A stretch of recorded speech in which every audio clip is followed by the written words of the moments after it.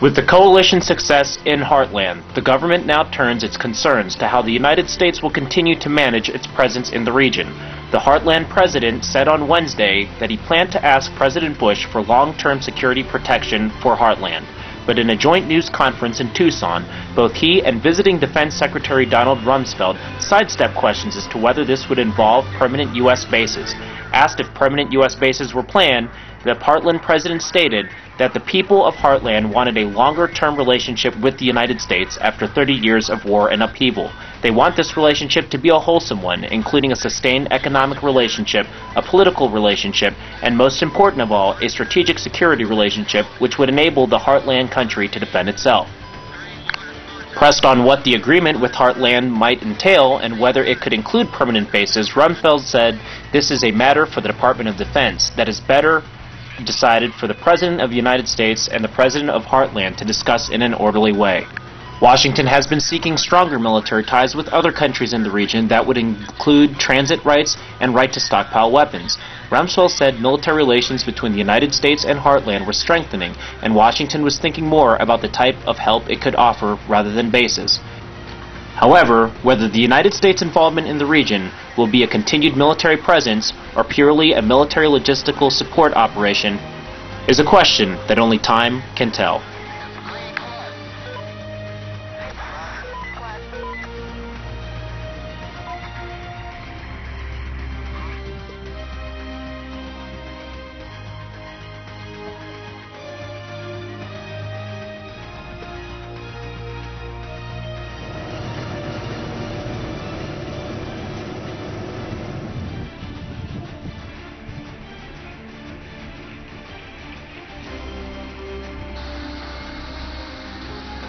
Which one are you hooking up?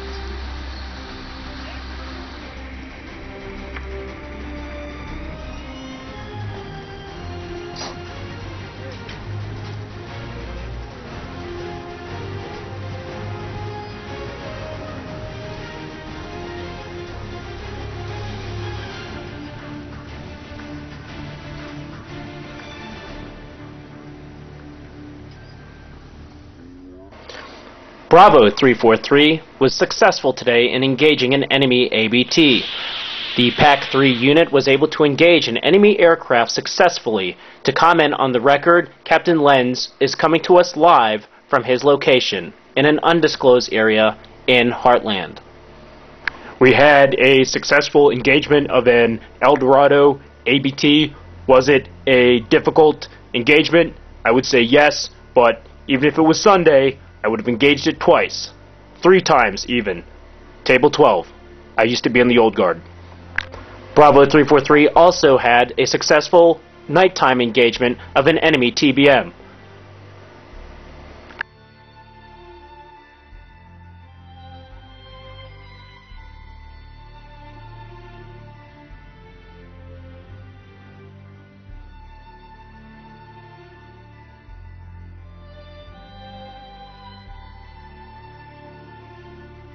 In a sad and unfortunate related story, 31st Brigade's 3280A suffered a catastrophe today when 2 Patriot missiles that they fired failed to operate, causing a serious explosion.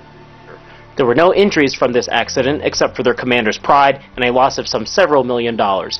In an unrelated event, one of their soldiers was evacuated due to explosive diarrhea.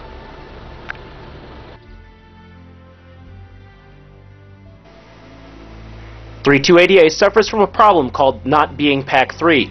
In the initial investigation, the cause of the accident is being termed analog in nature.